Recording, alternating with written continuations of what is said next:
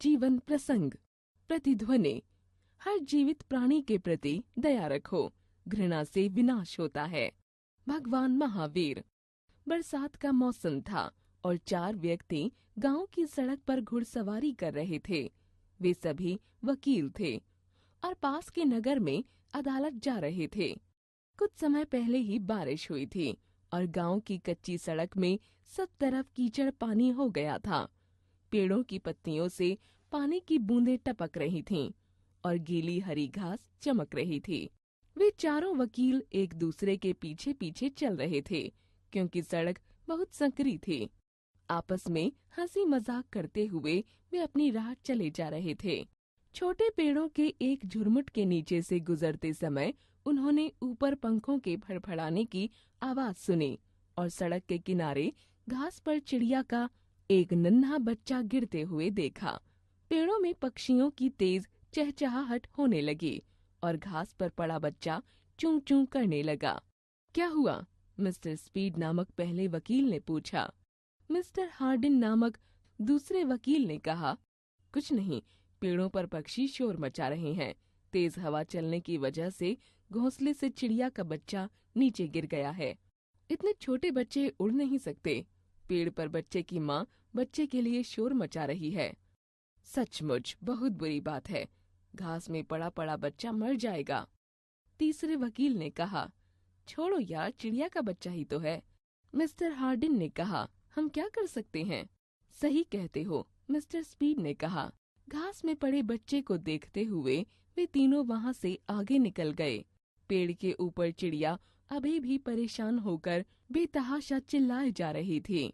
वे तीनों पहले की तरह बातें करते हुए वहाँ से चले गए और पक्षियों के बारे में भूल गए।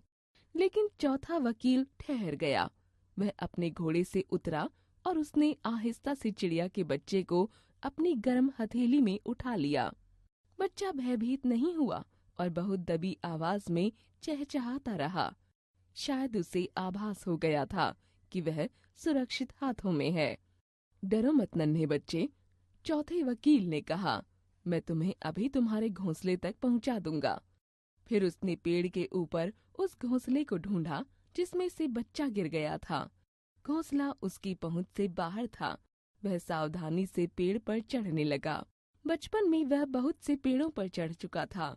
उसने वात्सल्य पूर्वक बच्चे को उसके घोंसले में रख दिया। घोंसले में 2 बच्चे और थे।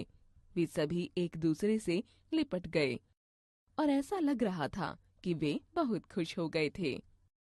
दूसरी ओर वे 3 वकील कुछ आगे निकल गए थे और अपने घोड़ों को पानी देने के लिए वे एक नहर के पास रुक गए। लिंकन कहाँ है? एक ने पूछा। लिंकन को अपने पीछे न पाकर वे हैरान हो गए। मुझे लगता है वह उस चिड़िया के बच्चे के लिए रुक गया है, मिस्टर स्पीड ने कहा। कुछ ही मिनटों में मिस्टर लिंकन भी वहां आ गए। उनके जूते कीचड़ से सने हुए थे और पेड़ पर चढ़ने की कोशिश में उनका कोट भी फट गया था। अब्राहम, मिस्टर हार्डिन ने पूछा, तुम कहाँ रुक गए थे? मैं उस चिड़िया के बच्चे को उसके घोंसले में छोड़ने के लिए रुक गया था, लिंकन ने कहा। हमें भी यही लग रहा था, मिस्टर स्पीड ने कहा। तुम हमेशा से ही ऐसे काम करते आए हो।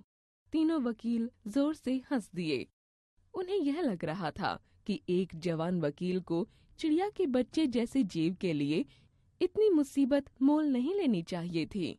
दोस्तों, लिंकन ने कहा, अगर मैं उस चिड़िया के बच्चे को उसके घोंसले तक नहीं पहुंचाता तो मुझे सारी रात नींद नहीं आती। बाद में अब्राहम लिंकन बहुत बड़े वकील और राजनेता बने। वे अमेरिका के राष्ट्रपति निर्वाचित हुए। जॉर्ज वॉशिंगटन के बाद वे अमेरिका के सबसे महान राष्ट्रपति कहलाए। जीवन मूल्य। हमें दयालु स्वभाव का होना चाहिए।